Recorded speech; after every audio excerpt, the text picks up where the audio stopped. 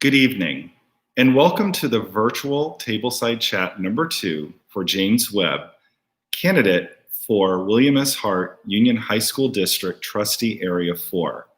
I'm very excited to be with you this evening because I can't wait to share with you my true passion, which is working with students. But before I get to that, I just wanted to say what an exciting day it was. I took my family and we drove to Norwalk, and today I filed all of the campaign paperwork to be officially on the ballot. It was all accepted, so now I'm an official candidate with the LA County voting system for you to see and vote for Trustee Area 4, William S. Hart Union High School District. So very excited about that. In addition, we were also approved to have the ability to start accepting donations.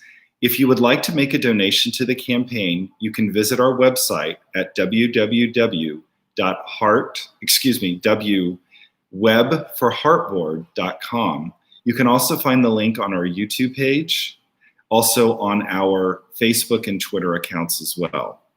So let's get started with what I'd like to start talking about this evening. I'd like to begin with a quote by Horace Mann, who is considered to be the architect for American public education. He once wrote, "Education, then, beyond all other divides of human origin, is a great equalizer of conditions of human beings, the balance wheel of the social machinery." And I wanted to begin with this quote because I do believe that it speaks to what we are going to discuss, which is how do we empower equity for all of our students, not just in Trustee Area 4, but also across the district. As a reminder, before I get into the bulk of my work in talking about this topic, there are questions that you can ask in the YouTube live chat. So I encourage you to ask questions that I would happy to answer as I work on explaining and sharing this platform with you. So what does it mean to empower equity for all students? Well, first of all, we have to make sure as a school board that all resources, every single resource that has been purchased, allocated by the state and federal governments, is equitable for all students, and that they are distributed across all schools to ensure the success of all students. We can't have one school offering programs that another school just simply doesn't have access to because they lack the funding or they don't lack the equal distribution to enable those programs to happen. In addition, to support this, it is important that the school board, as I will do if elected, closely monitors the district's Local Control Accountability Plan, or LCAP, as well as the Title I regulations to ensure that funds from federal and state agencies are properly allocated and appropriately utilized, especially with our students who are learning English or perhaps are standard English learners and come from a home where English is not spoken, as well as our students with disabilities and exceptional needs. We need to make sure that we promote the core curriculum experiences for students with an individualized education plan, or IEP. If a student does have an IEP and has certain accommodations, they need to have equal access to the core curriculum. This is a state law and also is required under the federal IDEA Act that governs disabilities, students with disabilities. As a parent of a son who does have accommodations with regard to having a need, I know how important it is to have equal access to all courses, regardless of your ability level or your accommodations to learn the content. We also need to ensure that student experiences match the course outlines and curriculum. Our students come with such a wealth of information and experiences, and they can only augment the courses that are already there. We need to make sure that students do have a say in what is taught to them and what is presented to them. Our teachers are very well equipped with all of the credential requirements that they need to ensure safe classrooms. And we need to give our teachers that opportunity that if there is an issue that students wish to explore, that they have the opportunity and the right to do that. And finally, I think we need to make sure that we provide resources for our students who may have had experiences that don't allow them to fully embrace the high school or junior high school experience. These might be students who are foster children, students who are homeless, and perhaps students with specific traumatic experiences. And one way that we could do this is to expand our wellness centers at all of our schools to include activities and resources for these students and their families. And we also need to look beyond our own borders of the Hart District. Recently, I came into contact with a program in Santa Barbara County in which foster children are paired with other high school students in order to provide mentors, to provide tutors, and to provide foster families a way to come together and work and see each other's diverse and rich experiences for what they truly are. And that is making a family. And so it's important that we provide that as well. So one of the things that is on my website that's very important to me is the advocating for all students, especially those students who are English learners and also students with disabilities. I have had extensive background in working with students who are English learners. As I've stated before, I taught at West Ranch High School and taught English learners of all levels.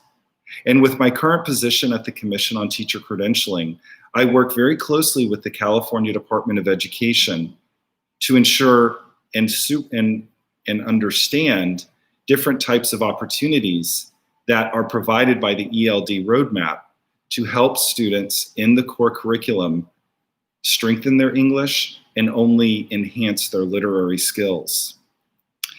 In addition to that, one of the things that I would do as a school board member is to work closely with our Office of Special Programs and our Office of Special Education to ensure that both divisions have the resources and personnel that they need to empower equity for English learners and students with disabilities. It's important that we are adequately staffing these different teams so that they have the resources they need to bring quality educational programs to these children.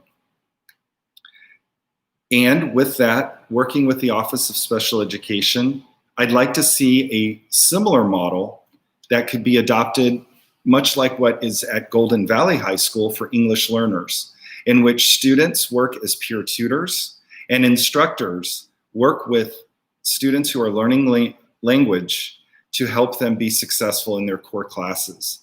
I think this is a program that we could easily expand to include our students with disabilities, to also give them those opportunities for not just going to college, but also going to the workplace or whatever post-secondary plans they wish to have.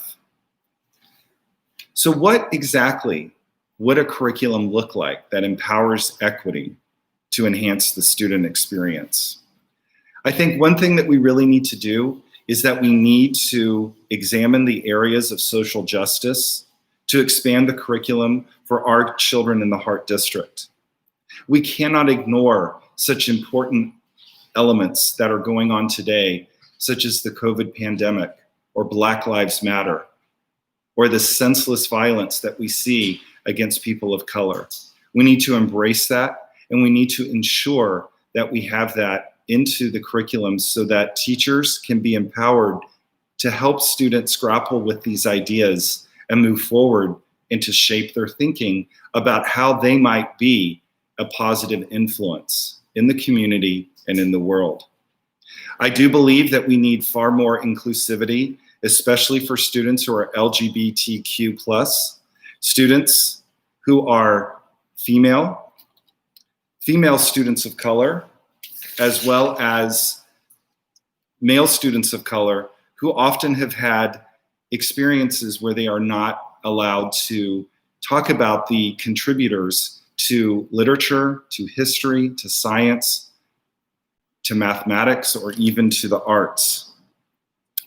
The thing that we really need to do is we really need to think about how we can showcase that rich heritage and how it contributes to the fabric of our nation and of our state. We need to remember that the California state frameworks do not ask for stuff to be taught. Instead, there are standards upon which students can obtain mastery. That focuses on skills and abilities to interact with a variety of texts, with a variety of oral communication. And so with that, there is no prescribed curriculum. That is a locally adopted decision.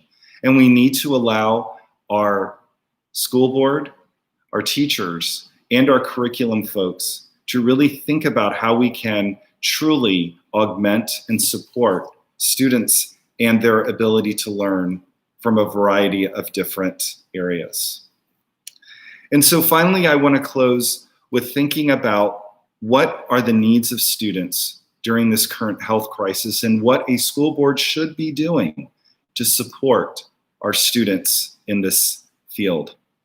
First of all, as a school board member, I think it's important to stay up to date with all state and local health organizations to maintain current safety and health precautions. It's important to listen to both the governor's office as well as the LA County Department of Public Health to ensure that we are not putting our children at risk. In addition to not putting our children at risk, we also need to think about how we support our teachers and also our district personnel to ensure they are healthy and safe, because as we know, they have families that they must go home to. I think it's important that the school board reviews Senate Bill 98, which spelled out the requirements for online learning. But within it, it does give districts the ability to interpret the law to ensure that students are able to be involved in synchronous online settings and receive the materials and the instruction that they are entitled by the California Constitution to have. But I think we cannot ignore this particular law, and we need to see how it can be played out and adapted to our district. It's important that we provide resources such as focused professional learning opportunities for our teachers to help them with acclimating students and their families to the online learning experience. In my current job, I had to scramble in 1 week to bring 23 different educators from across the state of California onto a Zoom meeting to come together and work. It was no easy task, but what I did was to provide tutorials and to provide resources for these folks so that they would be able to be successful and participate fully in the learning experience. We need to do the same. Our teachers are very well equipped to make sure our students learn and that our students have everything that they need, but we need to provide them with more professional learning to help enhance that experience. I think we want to make sure that we provide all resources for students and their families to work online. There needs to be a very strict adherence so that we have access to technology for all. We need to make sure that our families, if they are struggling to maintain internet access or technological opportunities, that we partner with outside companies, that we partner with the state. There are so many grant programs that are offered every year, and millions of dollars go unused because no one ever applied. I think that we do need to work with our grants coordinators at different levels in the district to ensure that we have the ability to access these grants to provide this much needed funds for our students. So in closing, I hope I provided you with some initial thoughts about the vision that I have for empowering equity for our students. Our students are always number one at what we do. They're the reason that we all became educators, those of us who are teachers or work with students in any type of capacity, whether it's classified or certificated. It is the passion that I received from going into the classroom every day working with my students. And let me tell you, every day was different. But I found that the excitement, the energy that I received from my students really invigorated what my concept of the world was, and my faith in the future that these children might day one be maybe the doctor who finds a cure for cancer, or the politician or the statesperson who enacts change that helps to support rights for all, or perhaps the Supreme Court justice who decides lawsuits that could impact the American citizenry. So next week, in my virtual Tableside Chat 3, I will be focusing on how I will empower equity for the staff of the Hart District, speaking specifically about teachers, about classified staff, and also district personnel in order to support that equitable distribution of everyone has the right and the ability to contribute to the educational experience. I'm looking at our chat and I'm seeing that there are no questions. If there are any questions that people would like to propose, we would definitely take that. As I'm waiting for that, if there are any videos that you haven't seen, they will be placed on our YouTube channel, and I invite you to view those, and they will be accessed in the library. Just as a reminder, we are open now for donations. If you feel that you would like to contribute to James Webb's campaign for Trustee Area 4, I invite you to visit the website www.web4heartboard.com, and please donate. In addition, there will be opportunities through Facebook and also through Twitter to make campaign donations as well. I want to thank you for coming into my home and sitting here with me at the dinner table to have these conversations about students. I look forward to next week, in which I will talk about how we empower equity for staff. And I hope you all have a wonderful and safe evening and a wonderful weekend. Thank you.